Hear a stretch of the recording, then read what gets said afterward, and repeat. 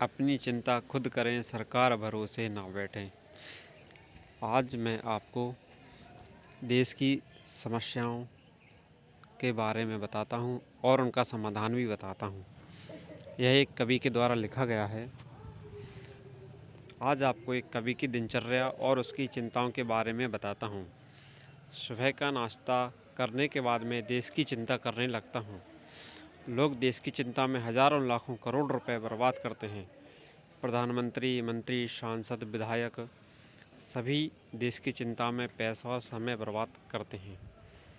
उन्हें पता होना चाहिए कि जब स्वयं सुरेंद्र शर्मा देश की चिंता कर रहे हैं तो इन लोगों को इस काम में दिमाग लगाने की क्या ज़रूरत है। जो भी समस्या हो मुझे बताएं, मैं हर समस्या का 1 मिनट में समाधान कर दूंगा।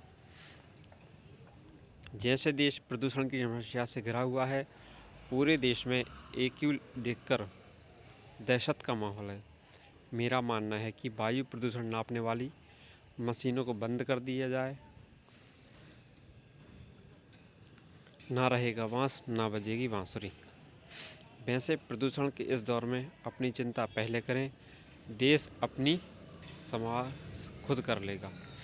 बरसात के मौसम में दिल्ली की मुख्यमंत्री इस बात की चिंता कर रही थी कि यमुना का जलस्तर खतरे के निशान से ऊपर जा रहा है।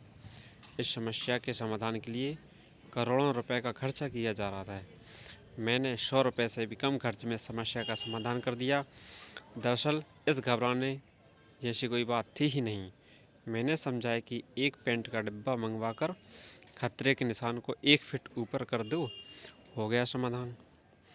लेकिन इस देश को मुझ जैसी प्रतिभाओं की कद्र ही नहीं है। सब देश की चिंता में पैसा बर्बाद कर रहे हैं। देश की चिंता करते करते दोपहर हो जाती है। दोपहर के भोजन के बाद मुझे याद आता है कि जैसे मैं पूरे देश की चिंता करता हूँ, वैसे ही मुझे अपने शरीर की भी चिंता करनी चाहिए। इसलिए शरीर पर दया करके मैं सो जाता हूँ। सोकर उठता हूँ तो शाम होने लगती है। चूँकि मैं कवि हूँ, सो लिखने से अधिक महत्वपूर्ण मेरे लिए कुछ नहीं हो सकता। शाम होते ही मैंने साहित्य के प्रति अपना दायित्व निभाने के लिए लिखने का सामान जुटाता हूँ। लिखने का सामान मतलब कलम, कागज़, सोडा, नमकीन आदि। कलम और कागज़ की क्वालिटी आजकल बढ़िया नहीं आ रही है, इसलिए साहित्य के प्रति अपना अनुराग प्रदर्शित करते हुए मैं शेष सामान से काम चला लेता हूँ। इतनी मेहनत करने के बाद मुझे अपने आचरण से भी दुनिया को संदेश देना होता है। इसलिए आपाधापी की दौड़ में भागती हुई दुनिया को शांति का संदेश देते हुए मैं चैन से सो जाता हूँ, ताकि दुनिया अपनी सीख सकें। आज करे